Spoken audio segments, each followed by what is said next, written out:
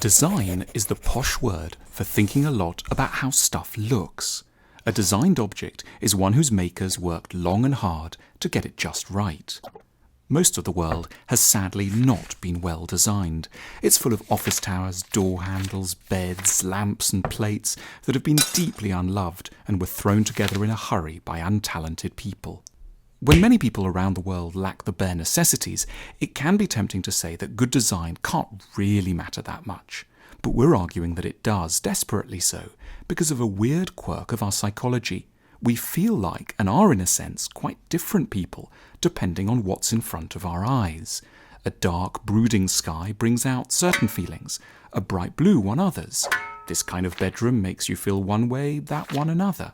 Design matters because our identities and moods are fluid and shifting, and it's often the quality of the designed environment that determines whether we'll feel confident or defeated, at ease or guarded, generous-spirited or alienated.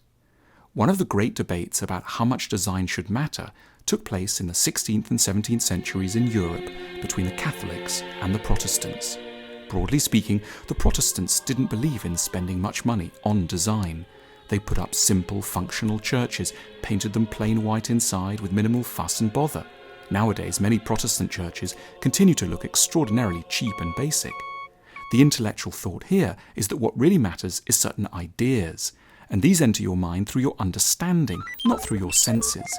You can get close to God by reading the Bible in a hayloft. You don't need a fancy building. But the Catholics begged to differ. They invested so heavily in design, in stunning stained glass windows, beautiful carved angels, and passionate renditions of the life of Christ, because they fervently believed that our environments do change who we are. We may be further or nearer God depending on what's on the wall and how high the ceiling is. Governments have always understood and respected the underlying idea that design changes us. Nazi designers like Albert Speer paid a huge amount of attention to making sure the designed world would speak of Nazi values like aggression and power.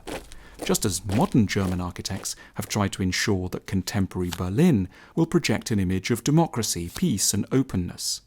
We mould ourselves to the spirit that emanates from the objects around us.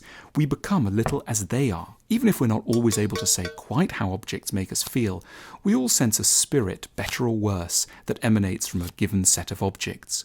We're generally good at playing that game where you try to imagine what sort of person a work of design would turn into if it miraculously became human. When we call an object of design beautiful, what we're really saying is that if it turned into a person, it would be someone we liked, someone maybe dignified or self-possessed, intelligent or adventurous. Beauty is a promise of goodness, and ugliness is evocative of nothing short of despair and evil. And that's why beautiful design matters, because it encourages our better sides, while ugly design stokes our worst ones. We need to make sure the world around us is well designed, not out of some superfluous, expensive taste, but because good design helps us to be the best versions of ourselves.